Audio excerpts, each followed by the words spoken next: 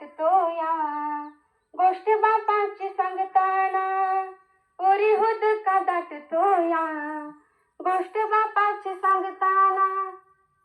आपल्या जीवनामध्ये बाप हा सगळ्यात महत्वाचा असतो.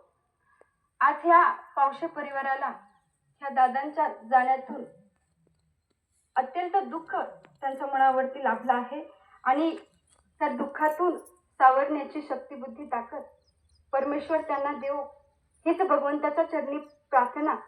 आज हे दादा आपल्यामध्ये नाहीत तेव्हा त्यांची उणीव आपल्याला भासून येत आहे. व्यक्तीचं मूळ समजण्याकरता एकतर ती गमवावी लागते किंवा कमवावी लागते.